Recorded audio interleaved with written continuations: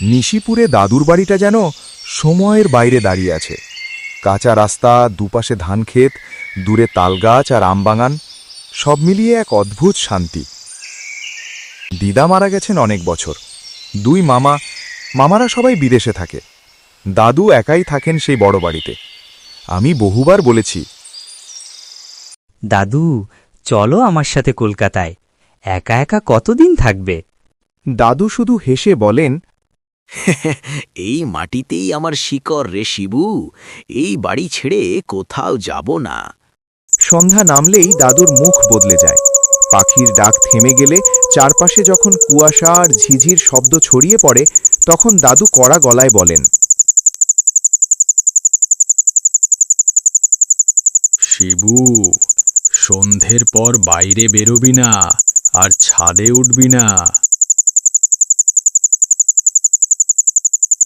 আমি হাসতাম। এসব গ্রাম্য কুসংস্কার বলে উড়িলাম। সেদিন রাতের খাওয়া শেষ করে ছাদে দাঁড়িয়েছিলাম। আকাশে পূর্ণিমার চাঁদ। হঠাৎ কানে এলো এক মেয়ের কান্না। সেই কান্না যেন বুক ভেঙে বেরোচ্ছে, অসহায় ব্যথায় ভরা।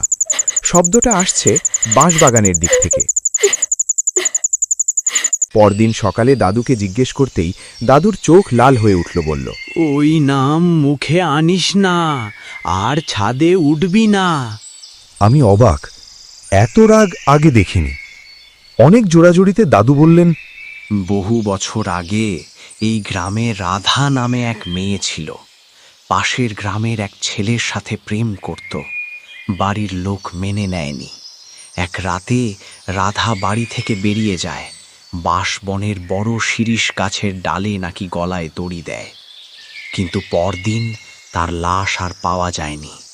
তারপর বহু বছর শান্তি ছিল।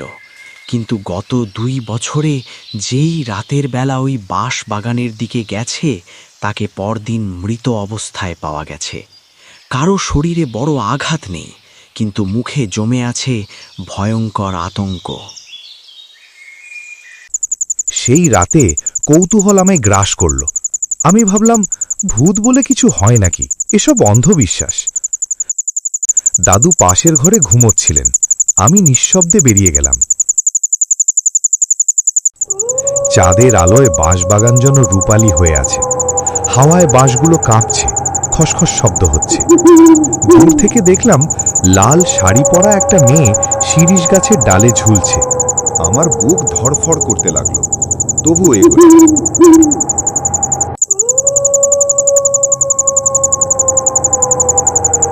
কাছাকাছি যেতেই বুঝলাম ওটা মানুষ নয়।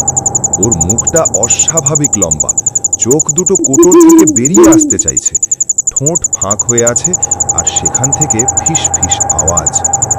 শিবু, কাছে আয়, আমার কাছে আয়। আমার শরীর ঠান্ডা হয়ে গেল। আমি তো আমার নাম বলিনি। হঠাৎ তার পা দুটো ধীরে ধীরে মাটির দিকে নেমে এলো, অথচ গলায় দড়ি বাঁধা রয়ে গেছে, যেন অদৃশ্য কেউ তাকে ধরে নামিয়ে দিল। তারপর সে হাঁটতে শুরু করলো, কিন্তু পা মাটিতে ছুটছে না, ভেসে আসছে আমার দিকে। সে একেবারে সামনে এসে দাঁড়ালো। তার মুখের চামড়া ধীরে ধীরে খুলে যেতে লাগলো। ভেতর থেকে দেখা গেল পোড়া বিকৃত চেহারা, চোখের জায়গায় শুধু অন্ধকার গর্ত। সে ফিসফিস করে বলল, আমি রাধা নই, আমি অপেক্ষা। হঠাৎ চারপাশের সব শব্দ থেমে গেল। বাঁশবাগান নিস্তব্ধ, বাতাস থেমে গেছে। আমি দেখলাম গাছের ডালে আরেকটা ছায়া ঝুলছে, তারপর আরেকটা, তারপর আরেকটা। সবাই লাল কাপড়ে ঢাকা। তারা একসাথে কাঁদতে শুরু করল। ঠিক তখনই পিছন থেকে দাদুর কাঁপা গলা কানে এলো, শিবু, চোখ বন্ধ কর।